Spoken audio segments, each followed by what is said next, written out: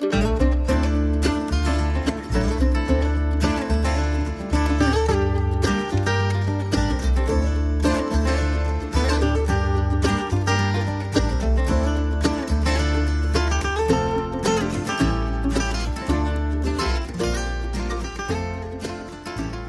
afternoon, ladies and gentlemen. Welcome to the Kensington Corner with Tom and Jeff. I'm Tom. And I'm Jeff. How you doing today, Jeff? I'm pretty good. Rough little start to Sunday morning, but here we are. We're going. So not too bad. Trying to get the podcast we ought to going. just come straight out and tell them we recorded. Well, we thought we recorded 45 minutes of audio last night, and my talented co-host apparently never hit the record button. Yeah, these things happen. We'll call it a trial run. So if this episode's extra bad, just think how bad it would have been if we hadn't done a trial run. It's true. All right. Well, you want to go ahead and introduce yourself, Tom?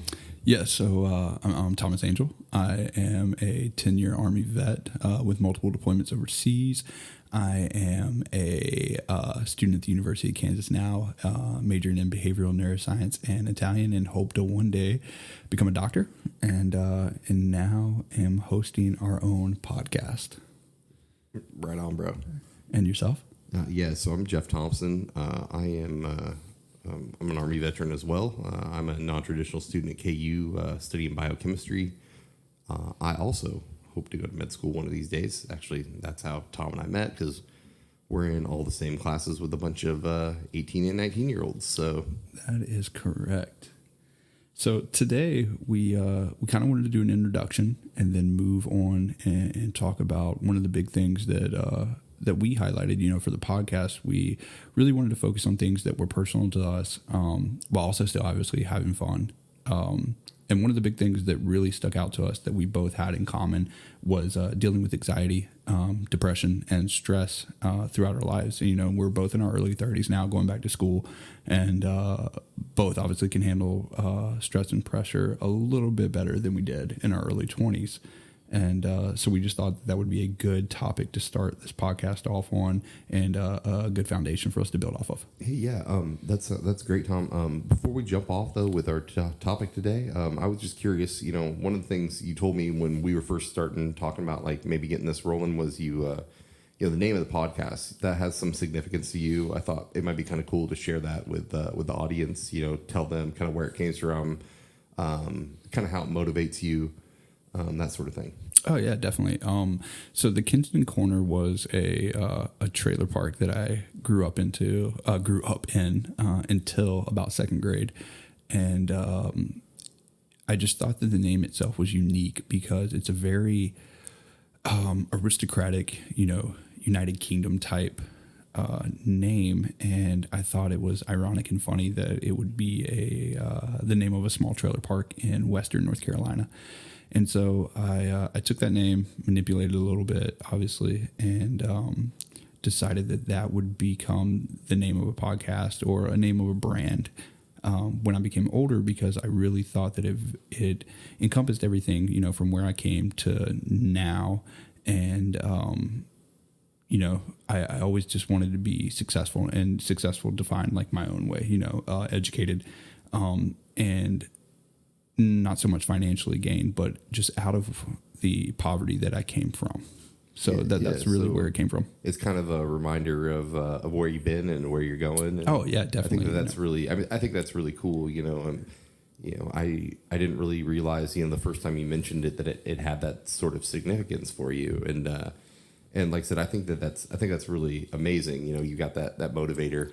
For me personally, it's a little different. I grew up pretty solidly middle class, rural Kansas, East Kansas kid.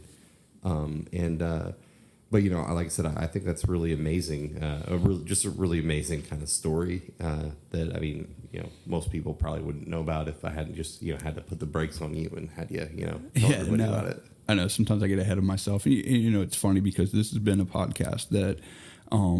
And I say podcast, but when I say that, encompassing the whole brand, of everything that I stand for, that I've been thinking about for a couple of years now. And last year I got back from Italy, and I really said, I'm going to go forth with this and this is kind of what I'm going to do. And I started laying, little breadcrumbs to, where I was getting to.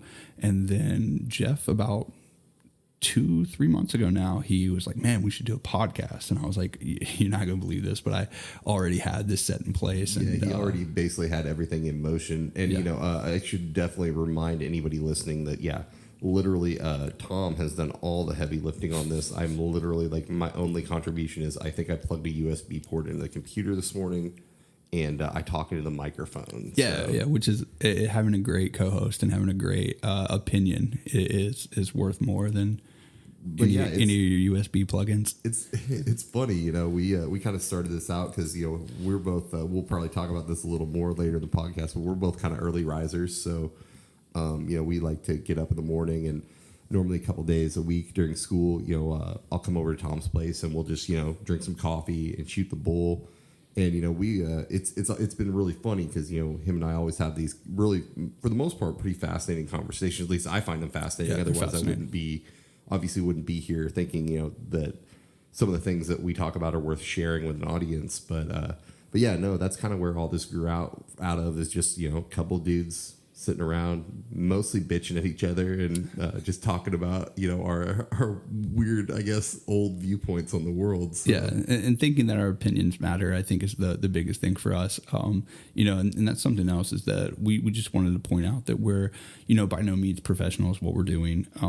We're still kids. I mean, we're young 30s, but we're still kids.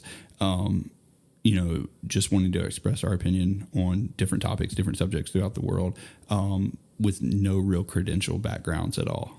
And actually, that kind of segues real nice into, I guess, our actual discussion for the day. I think we need to probably throw out a disclaimer there that, this represents our opinions. We're today kind of the topic, as Tom said, that we're going to tackle is, kind of this idea of, anxiety, stress, depression, just kind of general mental health issues.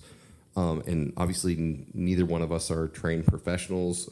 This is just our opinions, kind of our experiences, and some of the stuff that we have found valuable, and I guess basically handling the day-to-day pressures of just being a person in this modern world, really. Yeah, and the thing is too is that the one thing that you'll hear us hint on today is that for a long time, I think that both of us really thought that a lot of the mental issues and the stigmatisms that came with it were unique to us. And as you get older and you talk to several people and you're around more people who have anxiety disorders or deal with depression or deal with something in their life that is bogging them down, you find out that it's a huge number of the population, and it's not just unique to yourself, and you're not alone in that fight. Yeah, absolutely. And I think, obviously, even, since the time I've been an adult, I feel like, as a culture, we've come a long way as far as, how we address, mental health issues in our country. But, it's still kind of one of those things that's taboo. And, I personally, I'll probably talk about it more as we go through the episode. But, I personally have dealt with some depression issues.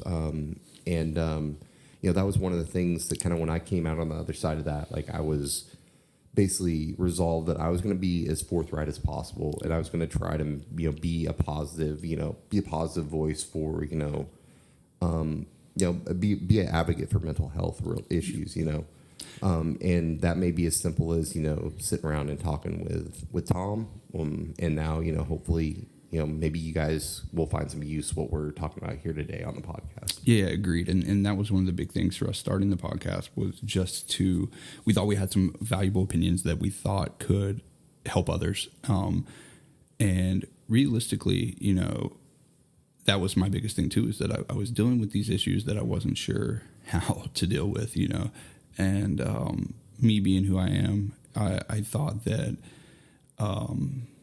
I'm this alpha type personality. There's no way this could happen to me. There's no way that I'm dealing with depression. There's no way I'm dealing with anxiety. And it's just not true, and it's almost just like any other disease or any other disorder that you deal with. It doesn't care who you are or who you think you are. I guess it can bring the biggest, toughest guy down, and really that's what it did to me. And I really had to reevaluate who I was and how to handle that. Well, and that's kind of one of the things, like, kind of this idea of individualism in our culture is that, we, I think, have this notion that if we can't handle something ourselves, somehow there's some sort of inherent weakness there.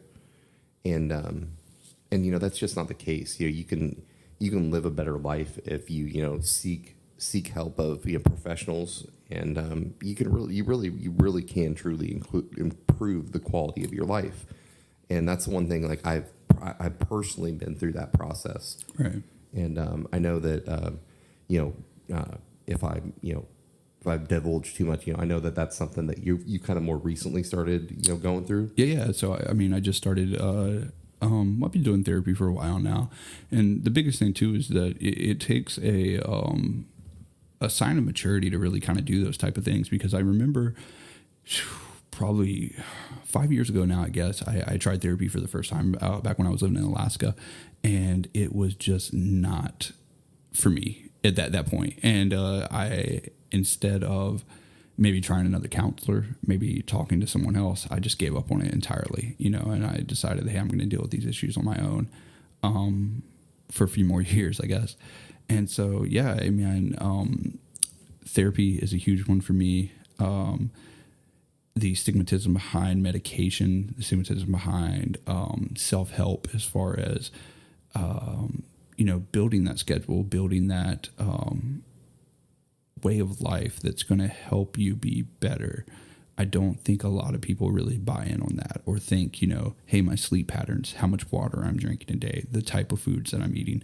Those are all benefits and can be changed to make you, to one, make you feel better, to be a better person, and can really lower stress and anxiety in a human being. Yeah, and essentially what you're talking about is self-care, and that's something I think that, I know I personally really struggled with when I was, when I was really kind of in the depths of my depression. And, I'll just go ahead and kind of give the short story of mine was, I'm a diabetic, and I, was not taking care of myself. And, the depression and diabetes, a lot of you will probably know, are pretty closely linked together. But essentially, I was about 30 years old at the time, and I was basically killing myself because I wasn't taking care of myself. And my parents, God bless them, they basically came to me and they said, something has to change. And I was very resistant to the whole idea, and but at that point, I was in a bad place, emotionally, physically, like my health was bad, and I guess that's one of the things you kind of alluded to that earlier, is that I really think that for, at least in my experience, I feel like my therapy, my whole process, it was very effective, because like, even though I was very hesitant at first going into it, and like just getting through the door was actually the hardest part, like going in that first day, and kind of that whole thing of admitting, okay, I got a problem, and I got a problem that I have not been handling on my own, and I need some outside help. That's a tough admission to make. Yeah, I actually think for me that was personally the hardest part. Yep. But the one thing I really, like, anybody that I've talked to, on this sort of issue, the one thing I'm really big on is I tell people, you have to like buy in. You have to buy into what your therapist is wanting you to do. You have to buy into, if they're going to start you on medicine, they think that that's an appropriate course. You got to buy into, taking your medicine.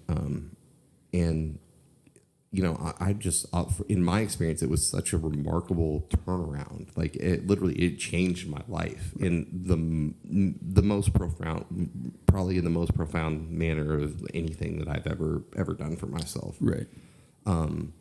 So, and it's a process of trial and error. You're gonna hear some things that maybe don't really make sense to you. You're like, bullshit, that's not gonna work for me. But you just buy in, you try it, you try everything, you find what works for you. And, it's crazy. Like I said, it's been about, coming up on 3 years now since I really went through the, excuse me. it's been about 3 years since I went through basically my experience with it all. And like I said, it's been a profoundly life-changing thing for me. And I literally, I think it's probably the best thing I've ever done for myself, probably ever will do for myself. It has literally changed the course of my life. I think if you talk to people that know me and my close friends, my family, they'll tell you I'm a much different person in a much better. I'm kind of like my old self again, I guess. Right. So yeah. I mean, I definitely think that it's hard, one, to admit that you have an issue for anybody. It doesn't matter what it is. And two, it takes into account that there's a level of maturity that it takes to be able to admit that. And I think that the biggest stigmatism behind the whole therapy and the medication and all these things is that people will look at me different, or I'll be judged or something like that, And when I started really advocating for mental health and really, really getting into it is honestly when I was kind of revered for speaking up about it, and I think that it made it very, very easy when I came out and said, man, I really have some issues and I really need some therapy and I really need some self-care and probably going to need medication, And I think a lot of people who were dealing with issues at that time that were close to me, I think it made it easier for them to speak to me about it, and I have several friends who have depression. I mean, you and I have had several talks about this as well, but, having people DM me on Instagram or, send me a Facebook message and be like, man, like, really appreciate that. Like, really appreciate it. Like, if you need anything, I'm here, and I'm like, yeah, definitely. I'm here as well. I mentioned this to you before, but I think right now, there's like 13 guys from my first deployment have killed themselves. And, it's just crazy because being in the military, there's definitely a stigmatism, and it's still, for a while it was like a career ender.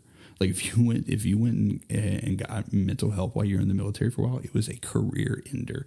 And they're not even supposed to like know that, but just knowing that you have an appointment there it was crazy. So a lot of these guys who I served with just never spoke to anyone, never did anything for themselves, and obviously it ended way too soon for them. I just really believe in the fact that we should be able to speak open and freely about it without judgment. And I don't think that it's really, I think it's a topic, that's becoming more and more open to the public to speak about. I mean, you have Kanye coming out, Pete Davidson, on Saturday Night Live is a huge advocate for mental health. And I think that the more that you see people come out and you see people that have a platform talk about it, including us, the easier it's going to be for those who feel like they don't have a voice to speak on it. Yeah, absolutely. And, the kind of like going back to, I guess, how I envision my approach to it is, I think that's great when you have, people who are very publicly visible, that are embracing this notion. But, I feel like for me, even if it's only a few people, I can connect with on a personal level and share my experience, that, I feel like that's really powerful. And, another thing you touched on, I think that's really important is, if you are that person that's, trying to be supportive, know that you don't have to have the answers, just, hey, shooting somebody a text or just being there yeah. is, in a lot of ways, it means everything. Yeah, it does. And people don't understand that. And that's the hardest part too, is that if you're around people who do not deal with these issues, which is a large population as well, obviously, but it's hard. It's hard for, that significant other. It's hard for that best friend. It's hard for that mother, that father, because from our point of view, it almost feels like we're making people deal with us. And it's not the case. And so it's hard to try to communicate and relay to someone, hey, when I'm struggling, I don't need you to do anything. I don't need you to be Superman. I just need you to be there. No, absolutely. I completely agree with that. That, just, being there in the supportive manner is a lot of times like, you know, that's the one thing I think you will find, at least I feel like I found when I was, like I said, going through my difficulties with it, was that, you know, a lot of times I was attributing my problems to the people around me. Yeah, same. But at the end of the day, you know, it was really, I found that it was really me that was in control of, you know, first of all, you know, the way you feel about things, the way you react to things, the way you shape and handle your emotions. Right. Actually, for me, just to kind of talk about, because I'm just obviously going to talk about myself this whole time, but, you know, for me, I really remember when I was going through therapy that, you know, a lot of what I had to learn to do was to just kind of like feel things again, you know? Right. I really was like, I was down, and I was down pretty low some days, but I wasn't like, you know, it wasn't like I was really like manic or anything where I was riding these highs and lows. I just kind of was like, I would say most of the time was just kind of in the middle, and I wasn't really, you know, experiencing much of anything. And I kind of had to learn to, I guess, feel things again, essentially, you know? No, I understand that. And that's, you know, my big thing too, is that I was never to the point to where I was like completely destroying my life. You know, I was just at the point where, to other people, it was almost like I was being lazy. And it really, what was happening is that like the depression was crippling me. And it's weird to try to explain to someone that like, you just don't want to do anything. And that's the weirdest part. That was like the weirdest part for me, is I would sit there and I'd be like, man, I have like 15 things to do. Yeah. But I feel so sorry for myself that I don't, you know, that I can't do them, you know, and it's like, come on, man. And it's weird. And that's what I talk about when I'm mentioning, you know, people who know me, because, you know, people are going to listen to this who don't know that I've dealt with stuff and be like, man, like I would have never guessed that, you know, and that's based off like social media profiles and people who probably think they know me, things like that. Yeah. Well, I mean, you kind of actually get into another interesting point that, you know, I think we were kind of hoping to broach a little bit, and that is this idea of, you know, the social media age that we're living in, and how, you know, in a lot of ways it's really not real. You know, it's kind of a, you know, pretty and we're not saying anything groundbreaking here. It's very manufactured in a lot of ways. And I think that in some ways, at least, you know me, I mean, my social media presence is basically zero. Yeah. I'm living off the grid, you know. And I'm like the complete opposite. I'm over here trying to be the Instagram star. But, you know, I just think that it's important, you know, for people to remember that, you know, these, you know, you are just getting a snapshot of exactly what somebody wants you to see about their life. And that, you know, I mean, that, yeah, maybe all the moments that are on, you know, somebody's Instagram or Facebook or Twitter feed are real. Right. But it's highly groomed, highly selected, and it's not 100%. Real life, you know. Yeah, you know, I mean, I know that you know this, and I've talked about this before, but I mean, one of my like biggest dreams in life was to just go to Italy, you know. And I've been to many countries. I think I'm on like country 33 now or something crazy. But I've just always wanted to spend time in Italy. And of course, I'm going back this summer. And last summer I was there. And if you can go to my Instagram now and you go to it and you look at all the photos, like, man, he was having such a great time. And I was. Don't get me wrong, I was. But I was going through some real life relationship issues at the time. And you don't see that. You know, you don't see the struggle when it's just the positive things going, you know. You don't see people posting Instagram stories like crying, like, man, today was a really rough day. I didn't do so well on the relationship side of my life, you know. It's always just the part of your life that you want people to see, and that's hard. And that's hard for people to gauge, and it's hard to people to help you, to be honest. And on the flip side of that, on the whole other, you know, spectrum of that, it's hard because when you have people who are dealing with depression, anxiety issues, you have this this world that exists, but it exists inside the real world.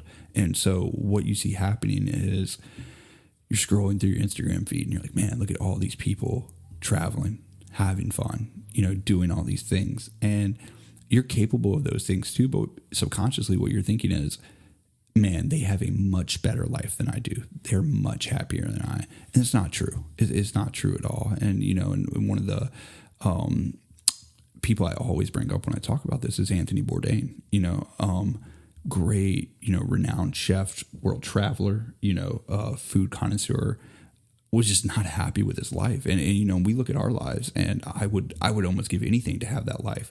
But dealing with what he was dealing with, with the drug use and the mental health issues, I wouldn't want to deal with that. I don't want that life. And so a lot of times I think people don't take a step back and look at social media and really say, this is a useful tool. It's a useful tool to communicate with family. It's a useful tool to see what people are doing, gaining new ideas. But to base your life and your feelings on that, which I do quite often, I'm guilty of this. The things I'm talking about, I'm guilty of.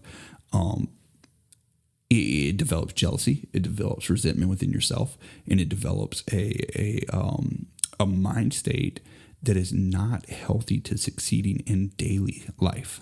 Well, I generally think, the whole idea of, when you start comparing yourself to other people versus comparing yourself to yourself, and the ways you can improve, and that's very dangerous ground to begin with, But then when you add in that, like we said, the whole aspect of you're comparing yourself to something that is, like I said, highly manicured, highly selective. Yep. You're comparing yourself to something that's not really. One of the things we said we've said before, kind of when we've just been spitballing this issue, is it's like social media in a lot of ways is like kind of like pornography. It is pornography. It is. It's social pornography. Yeah. It's something that's not real. It's not based in real life. But people just like pornography, they see pornography. Yep. And they think, well, this is an accurate representation, right? And it's just not, No. It's just absolutely not. Which, speaking of pornography and depression, that's a whole nother thing you could delve into. Yeah, that's a whole nother issue, and I don't think we're going to talk about that today. I don't think. But if you ever get a chance to look up Terry Crews, if that's something you're dealing with and you're interested, look up Terry Crews and what he dealt with and what his marriage dealt with. It's just a whole another rabbit hole you can jump down into, and it's very selective and very real. And Jeff and I both talked about this before. Just how it skews your relationship, and it skews how you see sex and how you see being intimate with someone else. And it's the same thing social media does. You get these one of the best Instagram things, and I may even follow them because they have some pretty good travel stuff, is at couples goals. And you see these, it's just basically like they take, because Jeff's looking at me weird right now, they basically take these Instagram stars, right, with these bodies that are just 10 out of 10, like mine. Yeah, like mine. and they put them in world destinations, and it's like the sunset over the infinity pool in Switzerland, overlooking the snow-capped mountains, and it's like, okay, dude, that's not real. That's not real life, and it can be for a select few people, but you have millions of people looking at this and they're going, why is that not me? Why am I not doing these things? Is this why I'm not getting laid? Is this why no one loves me? Because I'm not taking them to Switzerland with the snow-capped mountains? Dude, look up prices to Switzerland. Shit's expensive. We're not going to Switzerland. I'm not going to Switzerland. Well, I might, but no, I'm serious. And so you put that. The thing is too is that people can look at it, right, and they can call you crazy for saying this, but people look at that, and there's a subconscious seed that is planted there, right? And it's Instagram, Facebook, Twitter. Like I said, they're useful tools. But when you start allowing that to dictate your train of thought daily, I know people daily, man, that are living off Instagram. That's their thing, man. Putting up, I do stories sometimes of me cooking breakfast at 4 a.m. It gets 3 views. My brother's like, dude, love you. My sister's like, dude, love you. What are you cooking? I'm like, yeah, love you guys. That's it. Right. But there are people that get on Instagram and rant about life. And I know that's kind of like an output. That's kind of like the opposite end of the spectrum too, isn't it? Weird. Like, it's I always find that weird. Like it's people so that get on social media too and air their dirty laundry. It's like, I mean, and maybe it's because, most of the time, when you see that, it's not somebody you're really personally close with. It's like, man, why are you out here? Like, I think it's crazy personally. I know, and you're different than I am. I think that you probably think I'm crazy for doing Instagram Live sometimes. Not necessarily, but like I said, like I'm a very private person, right? Like, so I guess I'm private. I'm also like very much a social butterfly. So I guess it's not like entirely weird. Like I feel pretty comfortable, sitting here in front of the mic, just as I'm in a room. I'm in a room with you, just shoot the bull. But right. But yeah, like I said, I'm not the type of person either that like I don't. Like I said, I'm definitely not into like making my life into something that it's not. It's not, yeah. Because I think I don't think that's healthy. I used to be, I guess, a little more active, on social media, and that was one of the things kind of that when I was going through my depression, I kind of, when I started really isolating myself a lot, like I got away from that. And that's something I've never really got back into, which is good. And I'm not necessarily like displeased with that. Like right. I feel and I wouldn't be either. And I told you this like several times, is that like one of the main things that I wish I did not do, and that would honestly give me a better day, is if I woke up and never checked my phone. Oh, hey, absolutely. That's another thing you and I, like, we constantly talk about, like screen time, right? Screen time, man. Like, And that's not even a really good judge because we're not connected to just our phones this day and age. We're cyborgs. We are cyborgs. We're cyborgs. We're Joe Rogan. Okay. We are though. We're literally grabbing our phone and we're literally, just it's attached to us at all times. And like I said, Jeff's a very, very good advocate and very good at not being on his phone as much as I am. And it's hard. It's hard when you're. It's kind of like having two heartbeats now, man. You got one in your heart and one in your phone. It's there. It's a livelihood. It's one of the things I'm really very much about like authentic interactions with people, right. And I know you are too. Like, you're even more of a social butterfly than I am. I would say in a lot of ways. I'm a beautiful butterfly. I don't know, man. You're out there. I don't know how else to say it. But, it's different because like I think people respond to it different when you're just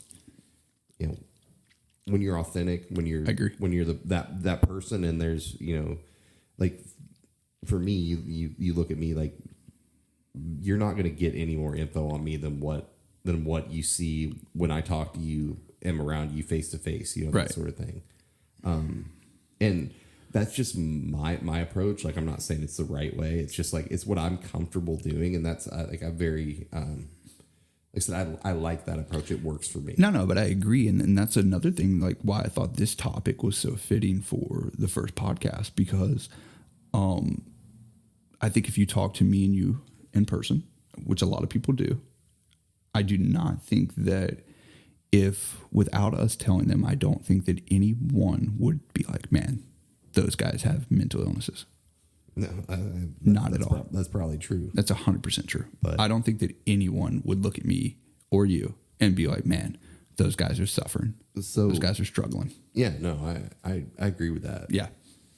So you got kind of anywhere else you want to go with this topic? I was kind of thinking we might kind of turn it back around to kind of where we were maybe about 10 minutes ago. Yeah, go. No, dude, go with whatever you want to go with. I'm here. I'm touched on it earlier, the whole idea of like self-care. Right, yeah. And I think that's an excellent topic for anyone, not just people that are, not just people that are suffering with depression, anxiety, No. I mean, the thing is too, self-care is so important to everyone. Like, I mean, literally to everyone. Do you want to touch on it? Or do you want me to? No, go ahead. I'll run with it for a minute. No. I mean, what do I always say, man? Like the three biggest things that I think about in life, right? Sleep, hydration, and food. Right.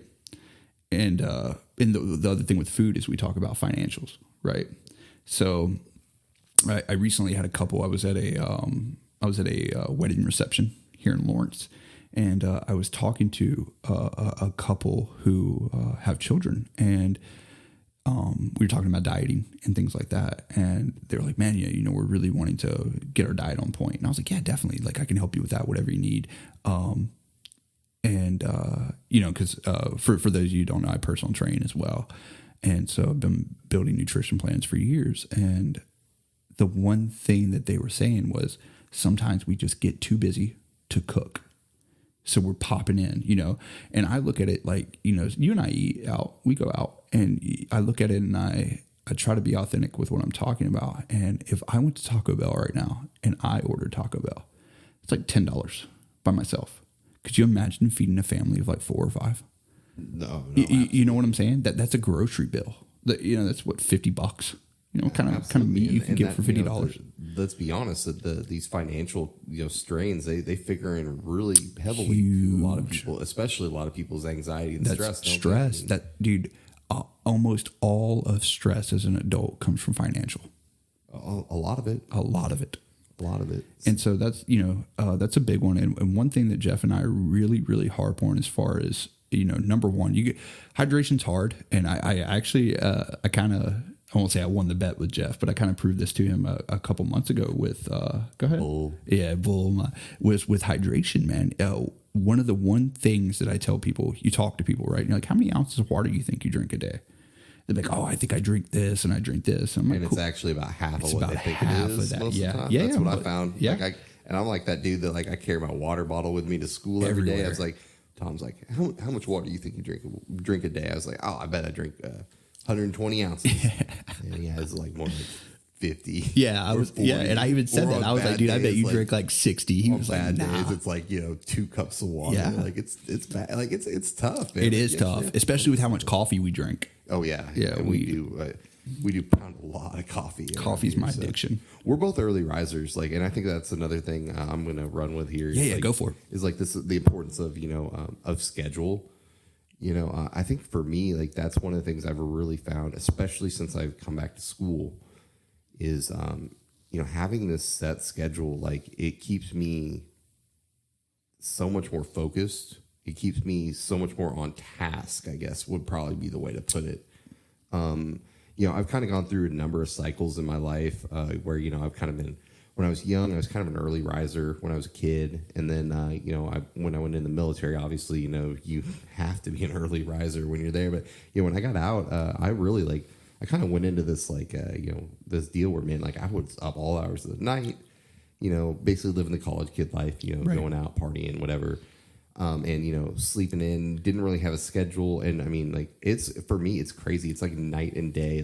I honestly now, literally, I basically have to be, in bed within, the same, within about an hour of the same time any given night of the week. 9 p.m. to 10 p.m. Yeah, for exactly. Me. I'm a 9:30 to 10 o'clock guy, pretty much every night. Yep. And last night when we did our trial run podcast, we wrapped up at 10 o'clock, and it was crazy because I was tired at 10 o'clock. Yeah. But then you hit that second wind subconsciously. I got home. Yeah. I got home probably a little bit after 10 o'clock, 10:15. And I could not sleep last night. No, I was the same way because, what we're trying to lift off the ground here in this platform, it's not monumental in any way, but it's having a creative idea and moving forward that creative idea, no matter what the reception is, no matter if you get 3 views or 100 views, it means something to you. And so we got done last night, and I think Jeff left my place around 9:50, something like that. And I literally just laid in bed for the next 2 hours, even after taking melatonin. I laid in bed for 2 hours, just looking up things on how to make this podcast successful. Yeah, it's kind of honestly, so it was a shame, that our audio, we didn't get our audio for last night. It really is. It was crazy because when we finished up, man, I was pretty amped. And I looked up, I couldn't believe, we got up, what time was. We're planning on going for about 30 minutes last night. Ended up going about 45 or 50 minutes before we finally pulled it. And I looked up at the clock, and I was I thought it was 9. And like I said, it was almost 10 o'clock. And like I said, it threw me for a loop last night. And I'm going to probably be paying for it the rest of the day. But yeah, just he's good, man. We had some snickerdoodle coffee. He's fine. Tom does have the best coffee in town. So, if you're ever in East Lawrence, swing by his place. If you're ever in Kansas City, swing by my place. I'll Uber you out here. But, like I said, going just kind of we got off the rails a little bit there, which we tend to do from time to time. Yeah, just get used to that. Just that idea of having that set sleep schedule is so, in my mind, so crucial. And not even just the schedule itself. Just making sure that you're waking up at the same time every day. And, one of the big things for me, and I'm going to attach this on to the sleep thing, is that one of the biggest, and I wish I could remember the guy's name right now. I told you about that alarm clock study that guy did. Yeah. Yeah. And so one of the biggest things for me was not using a typical alarm clock. Because it provides anxiety as soon as you wake up. Having that loud noise waking you up in such an excited state, it heightens you at the beginning of the day, and that's not something you really want.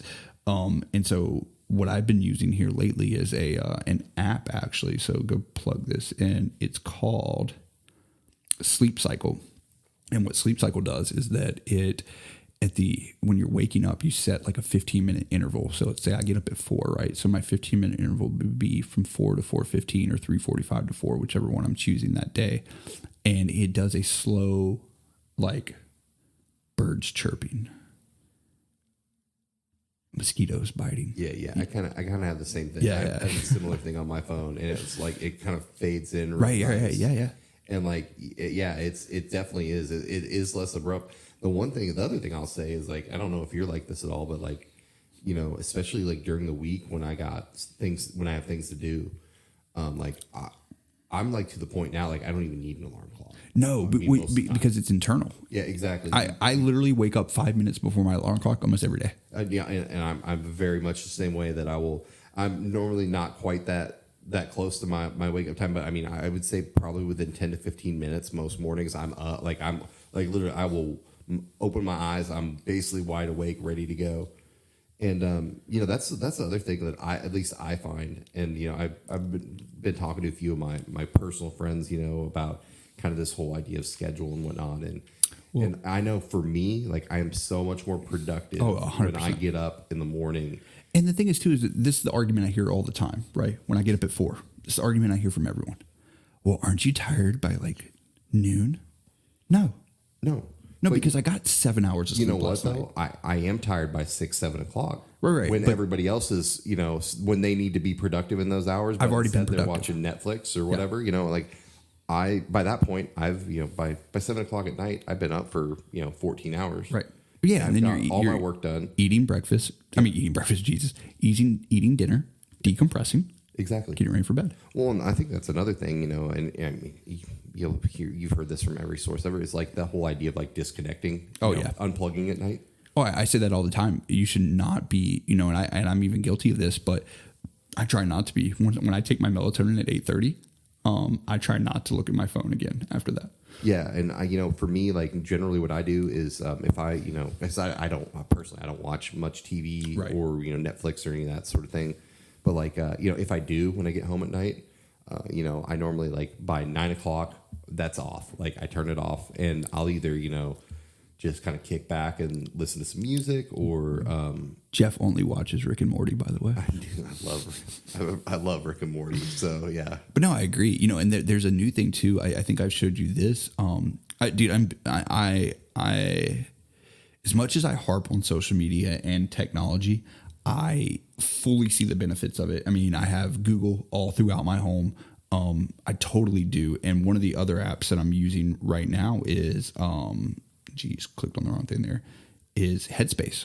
Yeah. Oh, absolutely. Headspace is great. Headspace is amazing. I use it as well. So. Well, and they have those sleep sounds that you can go to bed to. Oh, it's great. Seriously, I do. I have Headspace on my phone. I honestly don't use it a ton. Yeah. Well, Jeff likes, I didn't want to cut you off. Jeff likes to meditate. What do you call it? I guess organically. What would you call it? Naturally? It was funny. A couple of weeks ago, we were sitting around in the library after class one day, and I was on the point of raging over something I don't even remember, and I came down, sat down with Tom in the library, and I was I'm gonna meditate. So yeah, leave me alone. Yeah. And I sat there in the library for 15 minutes, just closed my eyes, did my breathing, and like I said, I would definitely recommend learn that skill. Meditating is so is great. So great. And what's the skill I just learned? Oh, you learned progressive muscle relaxation. Oh my God, PMR. Amazing, especially if you carry a lot of tension, have a lot of stress. A guy so this is my main problem. And if you're having this problem meditating, I would definitely say, look up PMR. When I was meditating, I would get cramps in my feet and in little stress. I don't even know what you call them, man, pressures in my forehead and stuff. And I was just so stressed that I couldn't even meditate. It's kind of like you're just wound up into a ball. You're so wound. Yeah, it's total balls everywhere. And so PMR is basically and Jeff can explain it way better than I can, so I'm going to let him take that. Yeah, so actually I learned progressive muscle relaxation when I was at the academy. That was one of the things they taught us. And so basically what it is it's a form of meditation that involves basically tensing and then relaxing your muscles. You can look it up online and probably explain it way better than I possibly could. But it's an absolute beast for, stress management. I feel like I honestly, I haven't done it for a while. I do it every day because I have to. Yeah. Yeah. But I feel like I don't have a lot of stress issues anymore. Right. I guess I have not, and I'm not trying to slam you. He is. No, what you guys have to realize too is that we've been, this is the first weekend of us really going just all in on this podcast. And Jeff just sat here and watched me have meltdown after meltdown yesterday. I seriously thought Tom was going to spike his laptop, his iPad, the microphones, and then light his apartment on fire at points yesterday. Yeah. And I'm just I'm just over here being his cheerleader. It's hey man, take some deep breaths, bro. Go. And we got through it. We got through it. It's all good. Yeah, we did. Now we're here. We're recording, having a good time. So, but and then that brings me to the third one though as well. Though is it talked about finances. It talked about sleep cycle. Talk a little bit more about food and supplements. Let's do those together. Supplements. What do I look like? Some sort of hippie? Yeah, exactly. And I am very hippie-ish when it comes to my supplements. Little shameless plug right here. I'm a huge Joe Rogan fan. Huge.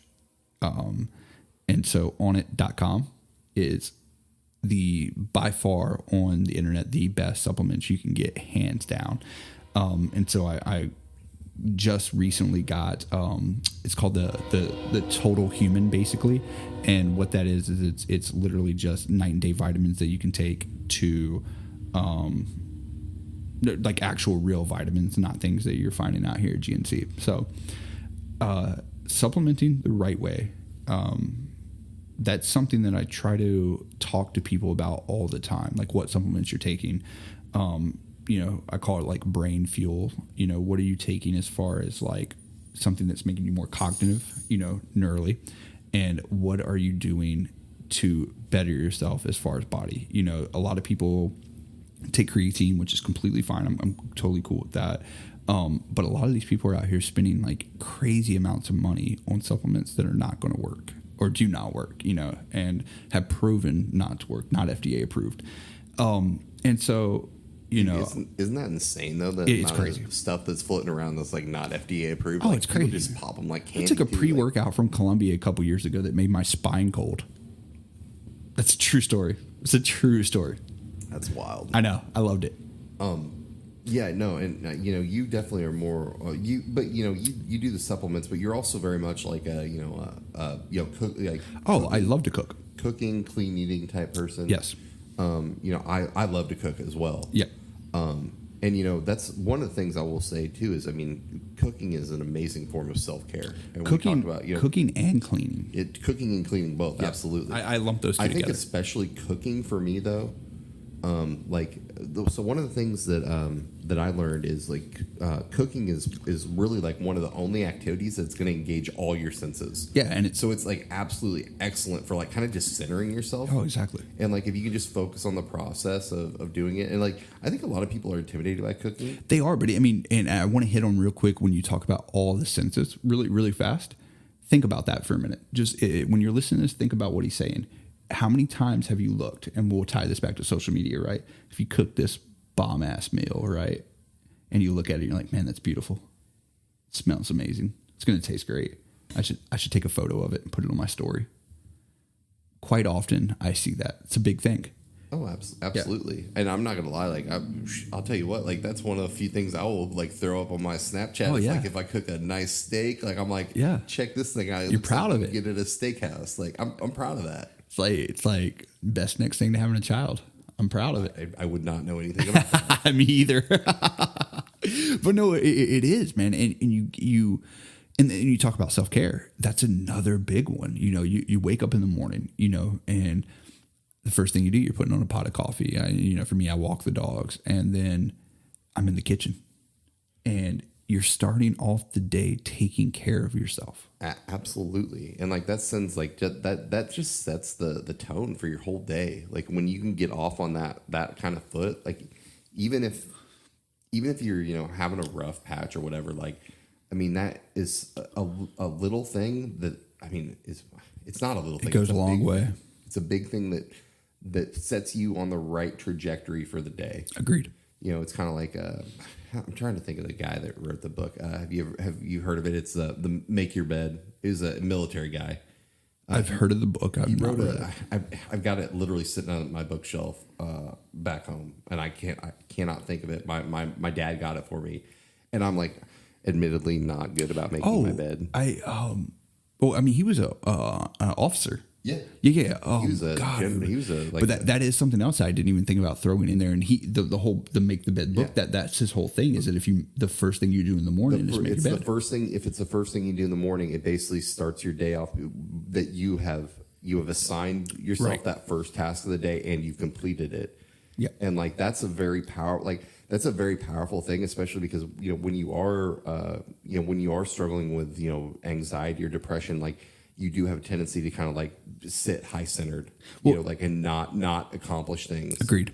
And like, you know, that's another thing like I learned going through therapy is, you know, you kind of have these red flags, right? The things that, so like for me, like my red flags man, when my place starts to get messy. And we talked about that as well several times. I'm the same way. If I don't clean my place on Sunday, or if my place is dirty throughout the week, I start destructive habits throughout the week. Yeah, it's just like it's that marker for me that like when my place starts like, and I'm like, I'll be honest, like when I'm not taking care of myself, like my place will get to be a disaster. Same. And it's just like but you know, it's kind of like learning to identify those things. So like for me, it's like the messy house, the not taking my medicine, not cooking for yourself, not taking care of like the work or school tasks you need to take care of. So like, you know, that's such a huge part is learning what those are for you and basically learning how you can, you know, negate them.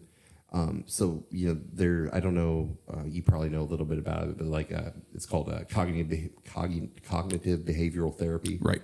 CBT. Yep. You know, and it's kind of the idea behind it is, if you know, and I guarantee if you were, you know, going to go in to see a therapist, you know, that's something that they would train you in.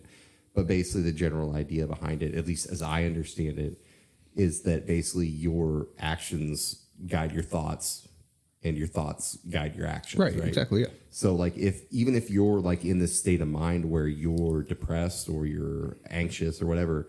If you take the right actions, your thoughts are naturally going to follow that. Right. So if like, you know, like I said, I kind of, you know, existed in this state of like self-loathing for so long, but like when I started, like, even though, you know, I was like literally killing myself, like I said, you know, when I started doing the right things, like taking my medicine, going to the gym, eating right, you know, that in itself can shift your mindset. No, it does. Yeah. No, it really does. And the thing is too, is that's when you're learning behaviors again and training your mind to do those behaviors. And that hints on a lot of things that we've talked about is that, and that's where addictions come from. You know, you talk about, we hinted earlier about porn addictions. That's where porn addictions come from because you have trained your mind to, when you hit a point, thought wise, that your first reaction is to go to porn. Your first reaction is to smoke a cigarette. Your first reaction is to drink. Yeah, Juul. He's got a Juul over there. Yeah, your first reaction is we're editing that. Yeah, first reaction is to hit that Juul. And it is. And the thing is, too, is that you can the big thing when you talk about structure and you talk about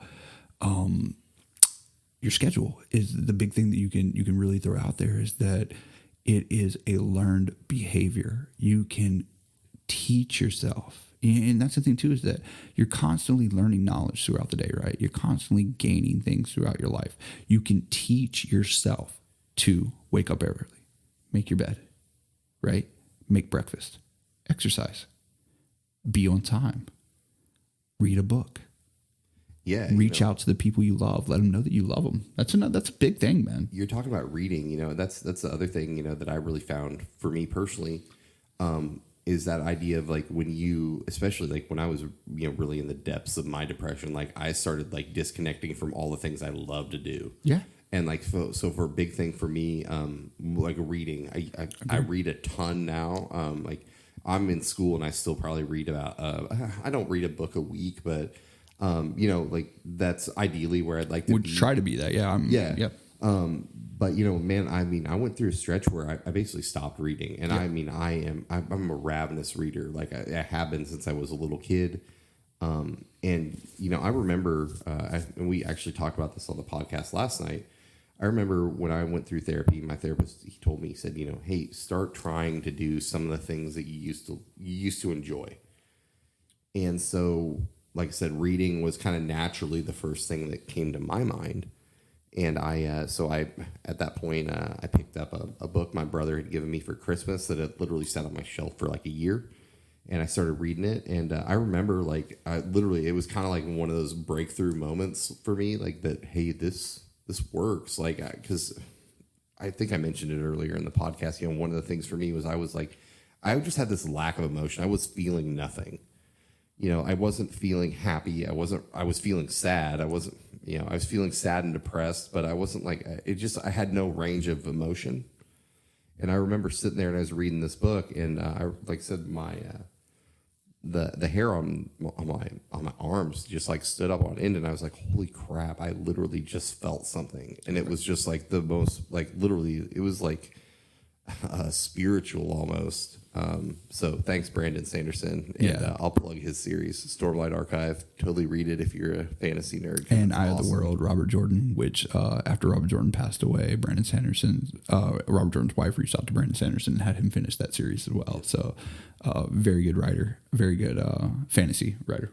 Yeah, I absolutely love that series. I need to get, I've got copies of it. I need to bring them out for Tom to read. Yeah. But I would, like I said, no, and that, in closing, I think that's one big thing that we can talk about is find what makes you happy. Really, and I truly mean that. And I know that sounds so simple and so,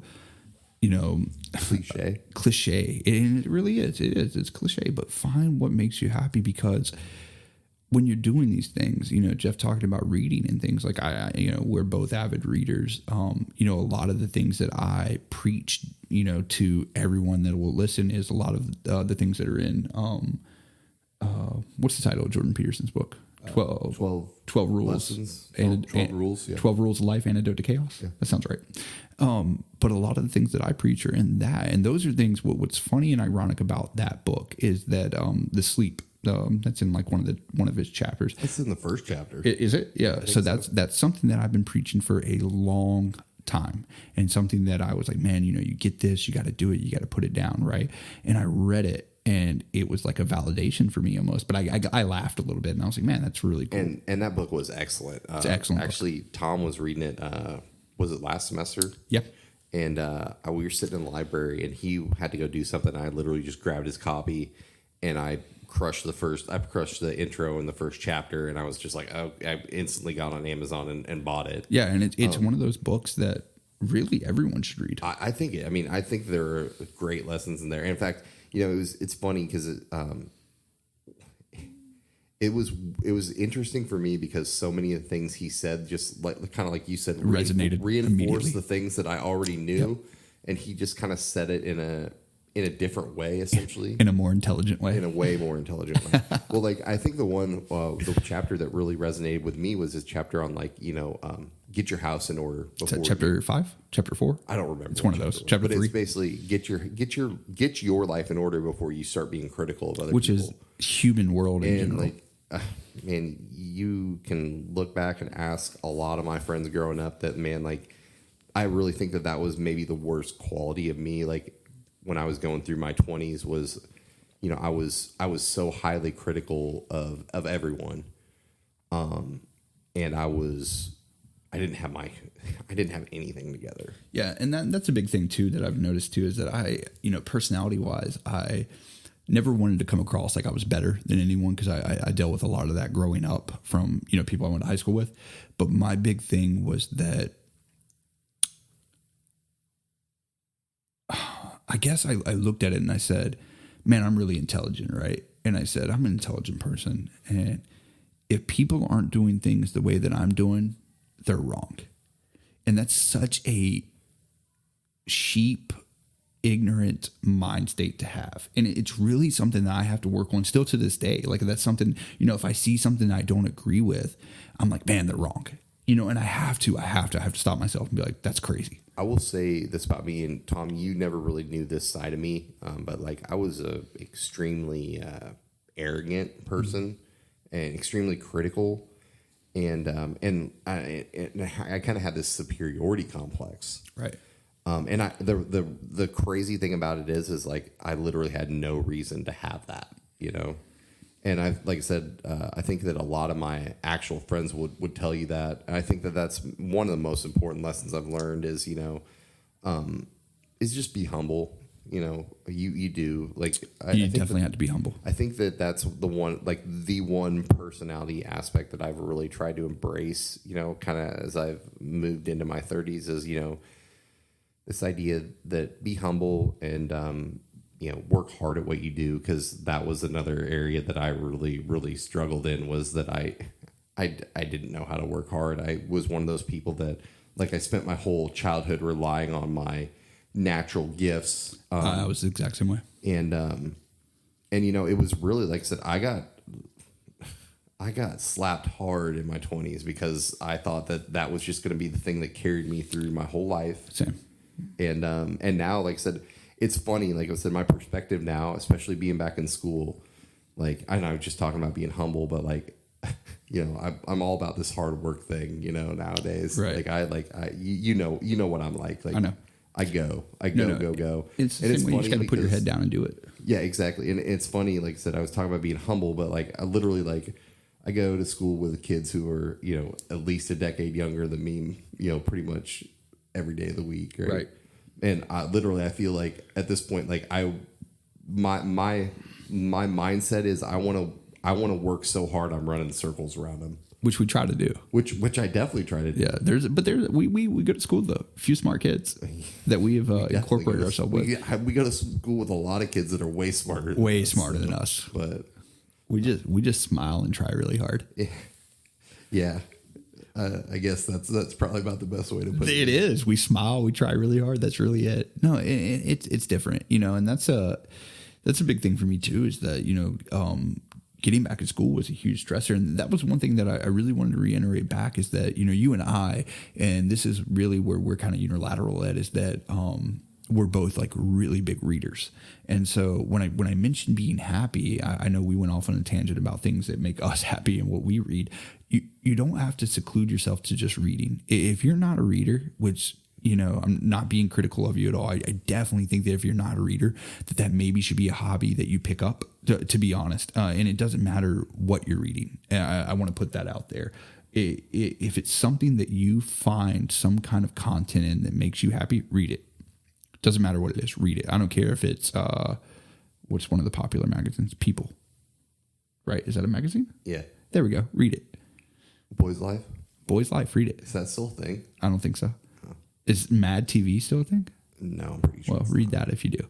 But anything like that, make yourself happy. If it's a blog you read, if it's a Pinterest, if getting on Pinterest and Pinteresting or pinning, I think is what they call it, for, you know, an hour, do that. But find something schedule wise in your life. And I'm not talking about this super structure to where you're like, at 8 a.m. I do this, at noon I do this. No, I'm not talking about that. Wake up happy. Cook for yourself.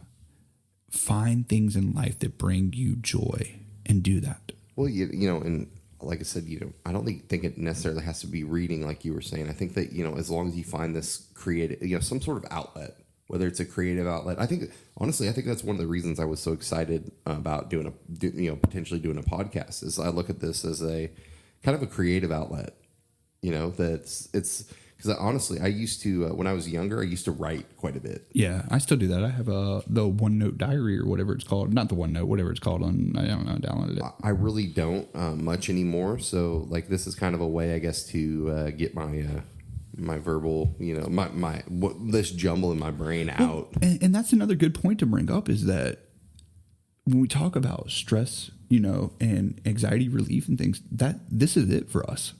This is huge for us. This is something for us mental health wise. It's really helping us. Oh, absolutely. And I mean, I think that's one of the things like I focus on so much going forward. And, like I said, Tom and I are both hoping to go to medical school one day. And, I know that I know my personal success depends more on how well I take care of myself, how well I handle my diabetes, my depression, right. How well I handle my life, because those things are the foundation of everything you do. Agreed. The absolute foundation. And it's like that, it's like the old parable. You cannot build a house on sand. You got to have a base, and you got to take care of those things before you can improve any other aspect of your life. That self-care has to be the foundation of what you're doing. Get your house in order. Get your house in order. Thank you, Jordan Peterson. Thank you. Well, in closing, man, is there anything you want to talk about? We just went straight over an hour, which is awesome. We ripped right through it. I could think of a couple more things, but I doubt anybody wants to listen any longer than this. Agree. I think we should wrap it up. Let's wrap it up. Check in for episode 2. This is Tom and Jeff with the Kensington Corner. Thank you so much. Thanks, y'all. Bye.